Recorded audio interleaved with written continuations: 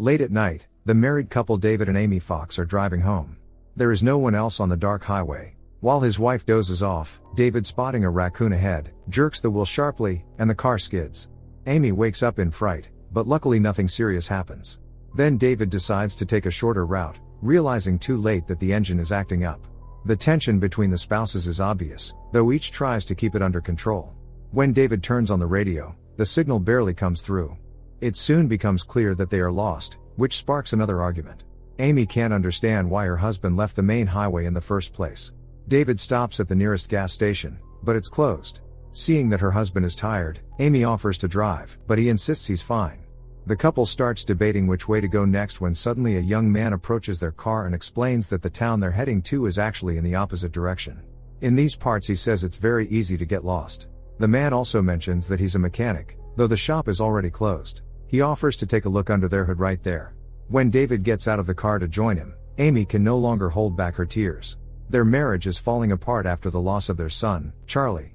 The car eventually starts. The man tells them how to get back to the highway. He refuses payment, but David insists and hands him some cash, thanking him for the help. The man is so kind that he gives Amy a sparkler, which lifts her spirits. The couple continues on their way, but almost immediately the engine starts sputtering again. The atmosphere grows increasingly tense. Eventually David has to stop the car. To make matters worse, there's no cell service at all. Despite his efforts, the car won't start. They've driven about 2 miles from the gas station, but that's still a long walk at night.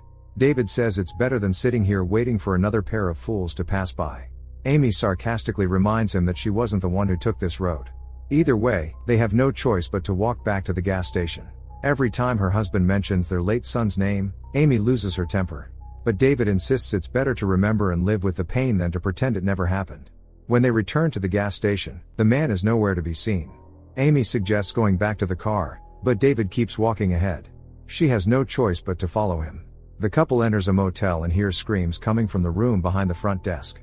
Amy thinks it's a bad idea, but David calls for the manager anyway. It turns out the screams were only coming from a TV that had been left on. The manager, Mason, says the mechanic won't be back until morning. The next nearest auto repair shop is about 25 miles away. David asks if he can make a phone call. Mason points to a payphone and tells him he can exchange a bill for some coins. David agrees, but Mason moves painfully slowly, as if deliberately testing his patience. Only afterward does the manager mention that the other repair shop is also closed until morning. It's the middle of the night after all, meaning David won't be needing the change. So, the couple has no choice but to stay at the motel. Mason says they only take cash and that one of them must provide an ID.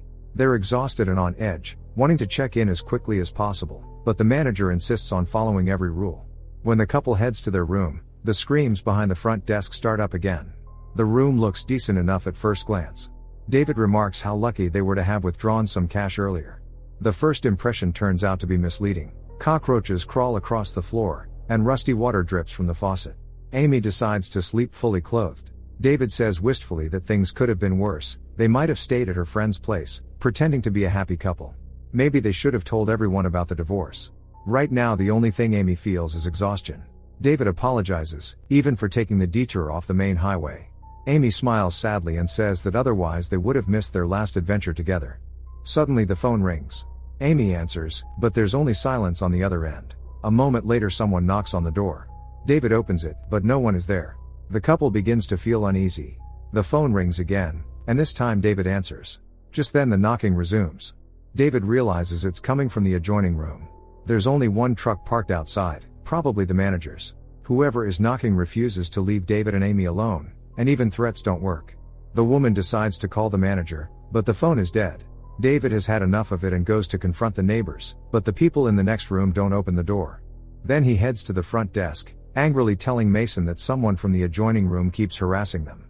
The manager looks surprised, insisting that there are no other guests in the motel besides the Foxes. Perhaps a vagrant has broken into one of the rooms. Mason promises to look into it, and David leaves. The manager reaches for a gun. Although the knocking stops, Amy still doesn't want to stay there for the night and suggests going back to the car. But David doesn't share her concern, saying that morning is almost here anyway. To pass the time, David turns on the television and plays a videotape showing scenes of torture. At first he thinks it's just a horror movie, but he quickly realizes that the horrifying scenes are taking place in this very motel, in this very room.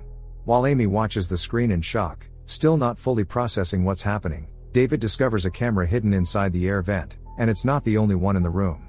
The couple doesn't want to believe they've fallen into a trap, hoping it's some kind of twisted prank. Suddenly the lights go out, and someone starts banging on the door. Panic sets in. The lights flicker. Figures try to break in. When everything goes quiet and the lights come back on, Amy tries to call the police, but there's no signal. They frantically try to come up with an escape plan. It's clear that whoever set the trap, whoever they are, already knows that their victims have watched the tape and figured out what's going on. Perhaps the mechanic is involved too. There's no way out through the bathroom window, it's boarded shut. Suddenly Amy notices her bitten apple on the sink, the same one that should be in the car, meaning someone has been in the room. David tells his wife to turn off the lights. The plan is simple: slip outside quietly and run as fast as they can. But almost immediately a masked figure blocks their path. No matter which way they turn, the masked people are everywhere. The couple is forced to retreat back into the motel.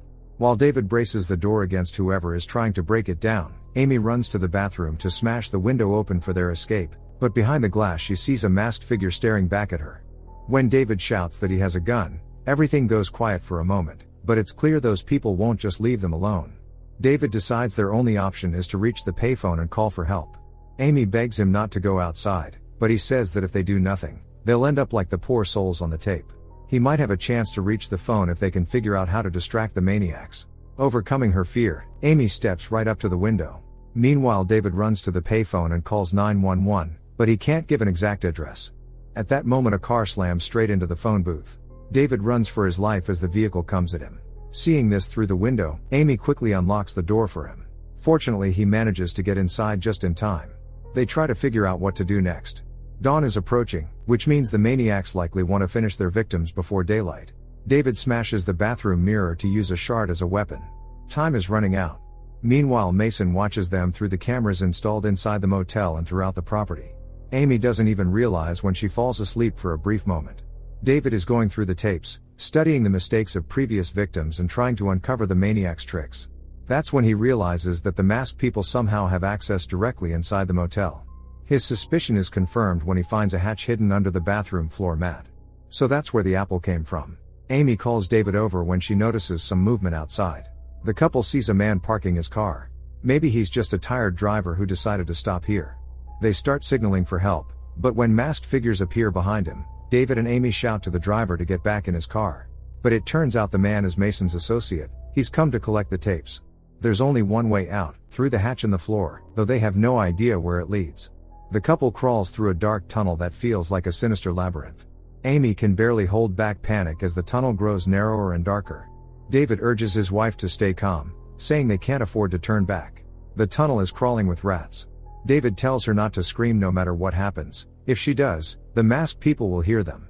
It takes everything Amy has to keep from crying out. Eventually they reach the exit, a passage leading straight into Mason's office. No one is there now. The couple sees hundreds of videotapes. How many victims have there been? Finding a phone, Amy calls 911, but she barely manages to say anything before Mason returns. Realizing that his victims have called the police, he flies into a rage and sends one of his accomplices into the tunnel to catch the fugitives.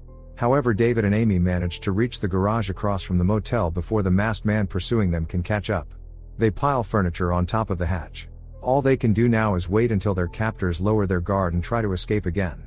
Amy begins to cry, asking David for forgiveness for everything. She still blames herself for their son's death. David comforts her, saying that no one was at fault, it was an accident. He promises that once they get out of this nightmare, they'll start over. The couple spots a police car pulling up. Maybe the emergency service traced the call. But they don't rush to call out for help, choosing instead to watch for now. Mason assures the officer that no one has stayed at the motel for the past 3 days. Sensing something's wrong, the officer insists on taking a look around. Mason tries to sound polite, but his nervous behavior gives him away.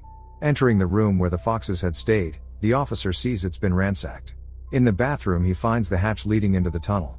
At that same moment the pursuer begins breaking through the garage hatch. Seeing the torture footage playing on the television, the officer draws his gun. The couple leaves their hiding place, shouting for help. The officer tells them to get into the car quickly. But Mason and his men have already sabotaged the engine. When the officer steps out to check under the hood, one of the masked men takes his life. The couple runs, only to find themselves trapped again in their room. David smashes the window to throw the maniacs off, making them believe their victims escaped that way. Then he hides Amy in a crawl space above the ceiling and after telling her how much he loves her, heads toward the reception desk to steal Mason's gun. But the masked men attack him and leave him fatally wounded. From her hiding spot, Amy struggles not to scream. Mason films David's agony, praising him. So few fight this hard before they die. Then Mason and his accomplices search everywhere for Amy, who stays silent in her hiding place. Only when they finally leave the room does she let her emotions take over. But she can't give up, not for David's sake. Amy falls asleep. When morning comes, she crawls out of her hiding place, and a masked man starts advancing toward her. She bolts and steals one of the maniac's cars, but the masked man manages to climb through the roof hatch. Amy slams the car straight into the motel wall at full speed, taking the lives of both her attacker and another masked man, the mechanic, the very one who had helped them earlier. Seeing what Amy has done, Mason starts shouting in frustration. Meanwhile, Amy makes her way to the reception desk and reaches up for the revolver, but Mason attacks her from behind. A violent struggle breaks out between them. In the end, Amy manages to grab the gun and shoots Mason. When she returns to David, Amy discovers that he's still alive. Wasting no time, she searches Mason's body and finds the telephone cable he had torn out earlier so the victims couldn't call for help. Amy immediately calls 911. Then she goes back to her husband to wait for rescue together.